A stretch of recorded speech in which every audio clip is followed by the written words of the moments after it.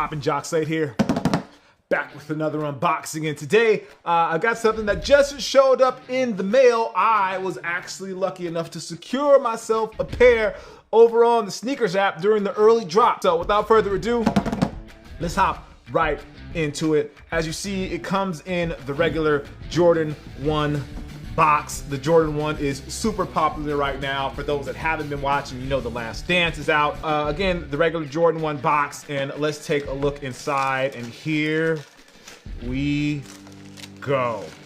This is technically, let me get the technical colorway for these before we get into the name that everybody's calling them.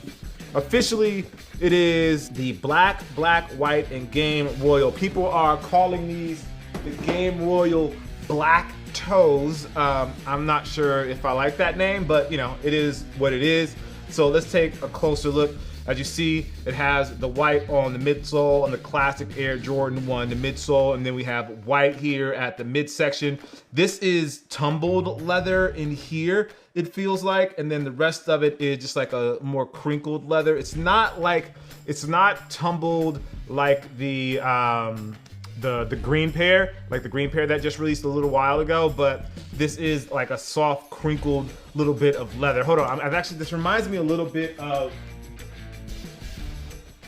the leather that's on these. This is the All-Star pair from a few years ago, and like as I look at the leather here, the leather feels very similar between these two. So if you got these from All-Star in New Orleans, then the leather you'll find here on the Game Royal is pretty similar.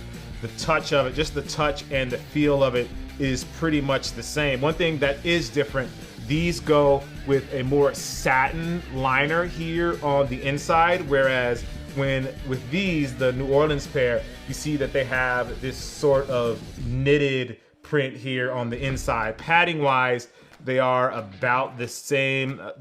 These feel a little bit thicker, but I imagine these feel this way is because I have literally beat them to death and I've worn them a ton of times.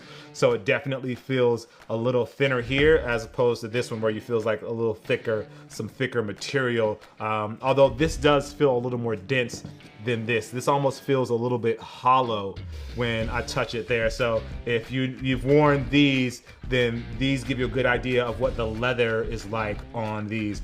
Now, one big difference between these two, this again has this sort of like crinkled leather.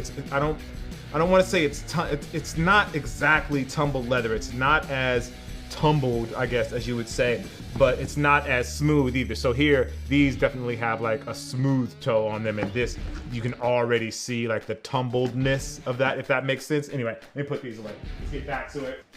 So here is the green pair, and you can clearly see the difference here. Just if you look at the toe, see how much more tumbled it is here, how much more tumbled it is at the toe, and the tumbled leather here and all of these sections. Now, this could be just because it's a different kind of leather, and then the leather shows differently because it's colored differently. So like this is a matte leather.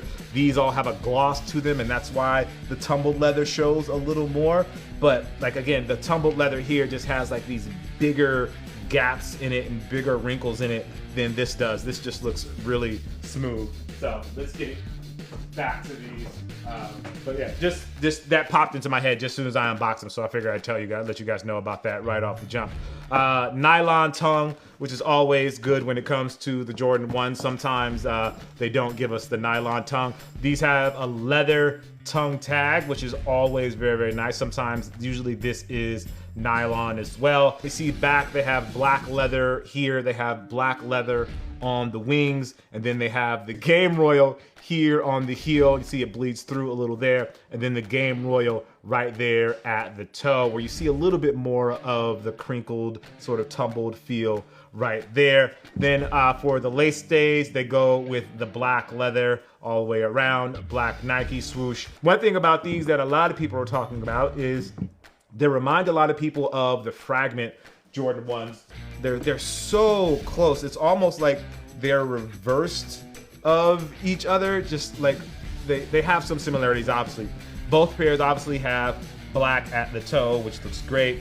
They flip the white for the Game Royal on these. These have white. That's a good mix there, and I'm not mad at that transition there. But then when you look at them from the side, you see like this section here, kind of, it's almost pretty much the same. I feel like, again, these are just like, this is like a reverse of this without obviously the fragment logos. For people that want to try and flip these and make these, this is kind of, I don't think it's worth trying to turn this shoe into a fragment. I think this shoe has and survives all on its own. I think it's unique enough and it looks dope enough that you don't need to try and flip the blue or whatever and try and mix it up. I think if anything, just painting this black so that this is all black and just kind of blends in would be the better move. Or if you're brave enough to try and match it to the Game Royal, that's a whole different thing. One thing that I do notice, these were officially called Sport Royal with the fragments, and then these are called Game Royal, but I honestly can't find a difference between the two colors. They are very, very similar. If you look at that, there, they look like they are identical colors. I don't see the difference there between these two. Another difference between these, kind of like the pair from New Orleans, is that they have the knitted liner here on these, and these are more like a satin smooth liner, so that's a difference there. As far as the height goes, for those that are super into like the height of the shoe, looks like the new pair is just a little bit higher, but I mean, it's negligible. I don't think many people will notice the difference there. Let me see from the back here, everything looks pretty similar, so it's really just the padding. Not a big difference. Most sneakerheads aren't going to notice that, or most people aren't going to notice that. And speaking of that leather tongue I was telling you about, as you can see here on the fragments, they have the nylon tongue or the fabric tongue, whereas with this pair, again, they use the leather on the tongue to just give it that separate look. Now, the pricing difference between these two is astronomical. I believe these are going for about $3,000, between $2,000 and $3,000 online, and it may have gone up. That was just like the last time I checked. And these are actually going for $170. Not two, I was gonna say 200, but that's the price of Jordan Retros now. These are going for $170, so they've gone up by $10. I don't think these are going to have like a massive resale market. I don't think they're gonna go up like these went up, obviously, because these are fragments. These are more of a GR release. They did an early release, which kind of tells me that they have a bunch of pairs of these, so I don't think people are gonna have a terribly hard time getting their hands on these. Anyway, just wanted to give you guys a quick look. As always, I appreciate you. Make sure you like, favorite, and subscribe. I'm Jacques Slade. I'll see you guys soon. Peace.